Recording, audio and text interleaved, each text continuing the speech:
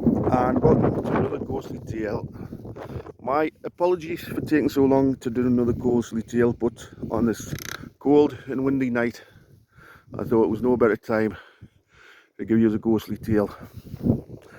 Now, over the years there have been outbreaks of pestilence and disease, Black Death, cholera, typhoid,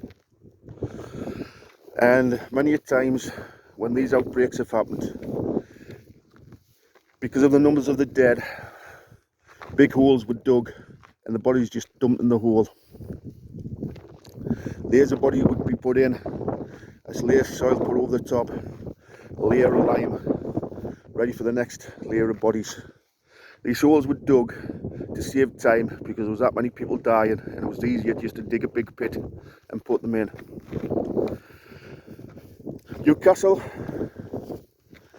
had a few pits around the area which were dug for the dead, and they would be taken and dumped in these holes. But sadly, not always were the people dead.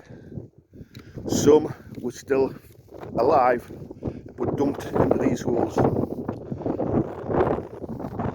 In one case, the people taking the bodies to the pits near Newcastle centre, where the centre of life is now, used to hear a cry and a moan in the pit as though somebody was still alive.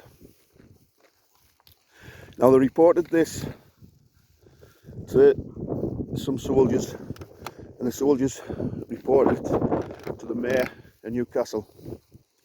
The mayor said that his daughter had gone in a couple of weeks and he was sure she was not dead. He said to the soldiers that they should send 2 men down into the pit to see who is in the pit, to make sure it wasn't his daughter.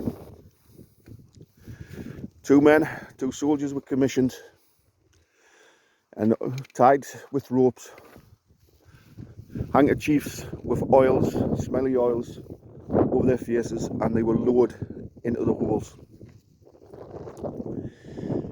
Knee deep in water, bodies, rotten flesh, a stench which was unbearable. But they started to move and shift the bodies, looking for the person who was mourning. Every so often they would put more oil and scents on their handkerchiefs to try and cover the smell of the rotten flesh. Finally, just in a little crevice, they heard a noise, and they could see that somebody had dug into the edge, into the side of the hole, the pit, and made a little recess where somebody had climbed in and was hiding in there, out of the water and just barely above the rotten flesh.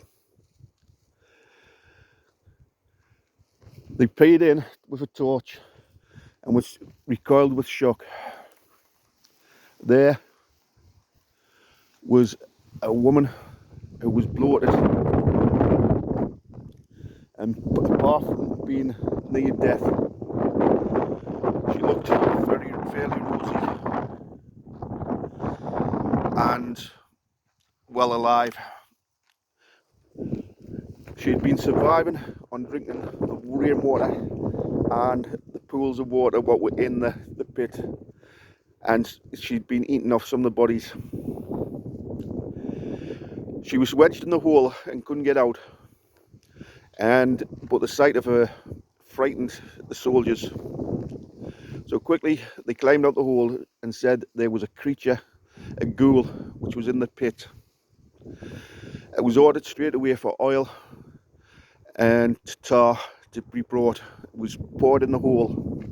The hole was set afire, and the creature, sadly the woman, was killed. Now, years later, if you walk past the centre of life later at night, Sometimes you may feel an icy cold chill on the back of your neck as though somebody is behind you breathing on you.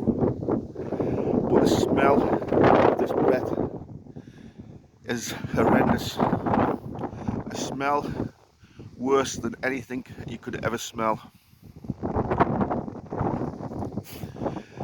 People have also seen a ragged, hunched over creature just hiding in the shadows as they walk along.